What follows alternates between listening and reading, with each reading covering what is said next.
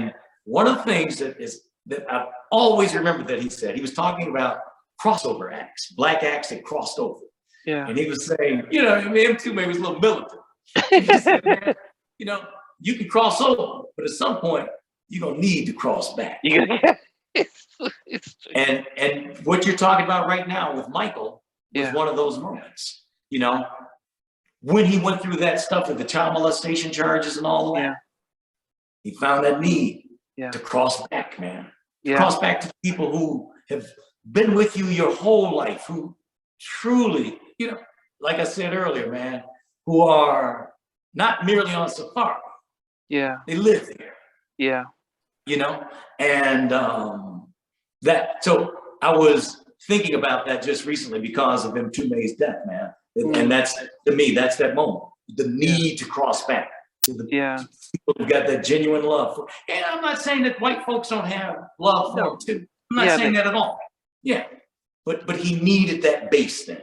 Yeah, and which is key, and it's and as I said, when you said you knew him when he was 14, and I don't think at that point you'd think that he'll be the greatest entertainer who would sell over 500 million records, and you can go to any country in the world. You know, there's no artist or actor or celebrity who is globally known in Africa to China to anywhere. You know, even my kids who are still 10 and 5 would say Michael Jackson, even if he's long gone, and stuff. So, but just, I mean, on him, because we've just been celebrating him on our channel for the past week. But when he was that young, could you see there was something in him, or did it catch you by surprise when he became the biggest person?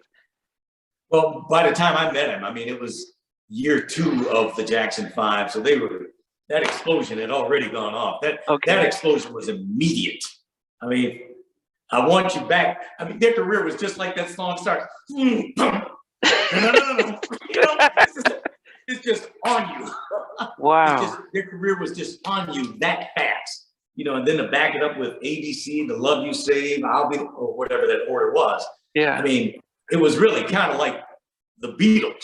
And I want to hold your hand, you know, where you got like 6 or 8 of the top 10 singles in the country or something like it. It was so immediate. So, yeah, by the time I met him, I mean, he was already the Jackson 5. I mean, you know, but Michael was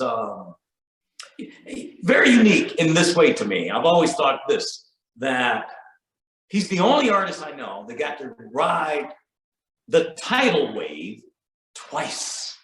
Wow. Twice.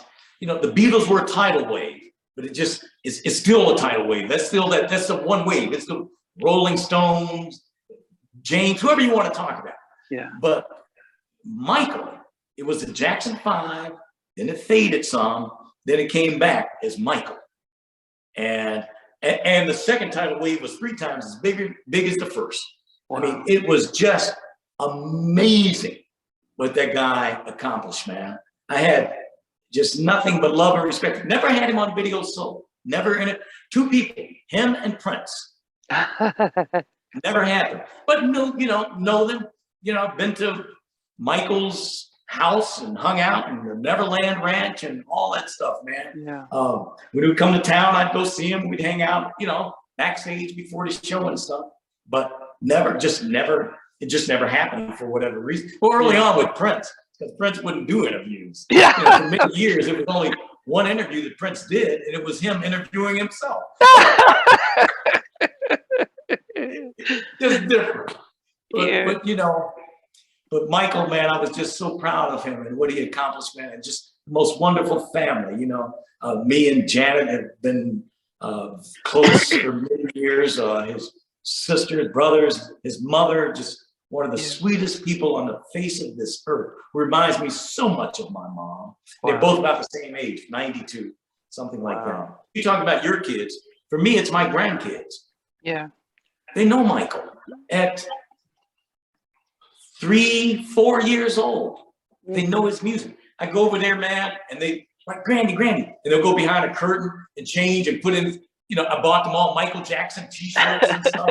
Put on a t-shirt, they come out with a hat, and they all like, they come out and they jump. Boom.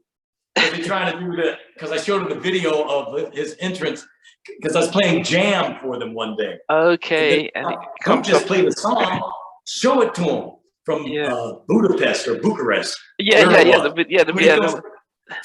Yeah. So they'll do that. It goes, boom, there's Dan. Oh, goodness. But it's so cool to me to have. I remember thinking this when he died, thinking this about his mom, that how rough a time that had to be, obviously. But the solace was in knowing that your child touched the world like this. Yeah. Every nook and cranny of this earth. Yeah. And to see to this day how your kids, my grandkids, love this man. And there was just a sea of people. There was like over 200,000 people. And her eyes were watery. She was on the side of the stage. And I said, Mother, what's wrong? Why are you crying? She said, when you were a baby and I was holding you in my arms, I would have never dreamt it. You would do this. You would have this kind of effect on an audience like this. And I gave her a hug and tried to get her on stage. She's so shy. No matter what, she will not come on stage. But I thought that was really sweet of her.